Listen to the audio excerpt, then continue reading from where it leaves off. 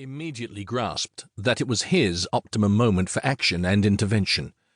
He called his team of personal assistants and issued his instructions, even while he was still struggling to work out why Ella Palmer could be in line to become Cyrus's bride. What was so special about her? For a couple of years at least, she had evidently hovered on the outskirts of Cyrus's life.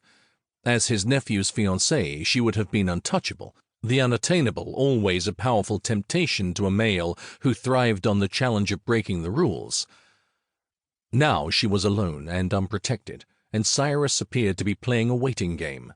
However, it was equally possible that Ella was eager to marry Cyrus, because although he was old enough to be her father, he was also a prominent and wealthy businessman.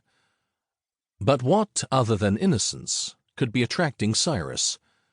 Ella Palmer had neither money nor connections to offer. She was a beauty, but could a formally engaged young woman still be a virgin in this day and age? Nikolai shook his arrogant, dark head in wonderment. Was that even possible?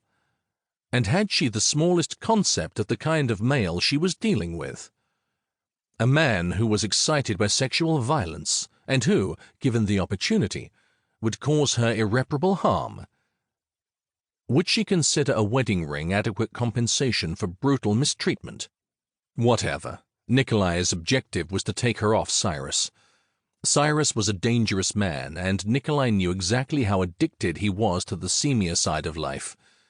By utilizing bribery, intimidation, and hush money, Cyrus had so far contrived to escape justice. Nikolai had long been forced to pursue a more subtle form of revenge. Being both extremely rich and extremely clever, Nikolai had tracked his quarry's every move in the business world and had regularly snatched lucrative deals from right under Cyrus's nose. That had been easy because Cyrus was better at making enemies than keeping friends and making connections. But it wasn't nearly as satisfying as striking out at Cyrus on a more personal level would be. Losing Ella Palmer, seeing her choose his greatest rival over him, would really hit Cyrus hard where it hurt, and anything that caused Cyrus pain made Nikolai happy. As for how his actions would affect Ella Palmer and her family, Nikolai ruminated darkly. Did he really care? They would simply be collateral damage in Nikolai's battle, but at the same time, her family would be freed from crippling debt while Ella would be protected from Cyrus. Nikolai's burning desire for revenge was fueled by ruthless resolution and by the knowledge that all Cyrus's victims had been cruelly denied justice.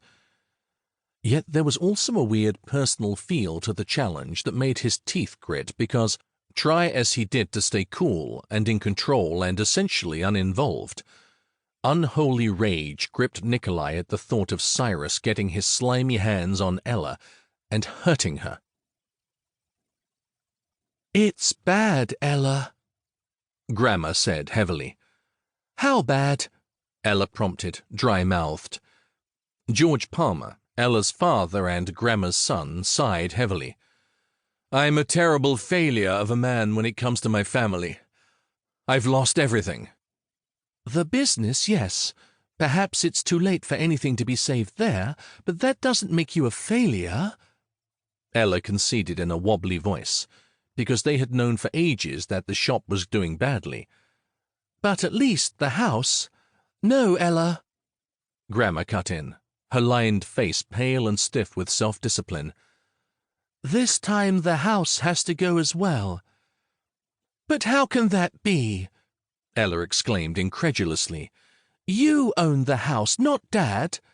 "My divorce from Joy took half the business," the older man reminded her. "And the house was the only asset we had left. Your father couldn't get the business loan he needed to pay off Joy without backing it up with the house." Ella's grandmother, Grandma, a petite white-haired lady in her 70s, told her tightly. "So, we put the house on the line and hoped for the best."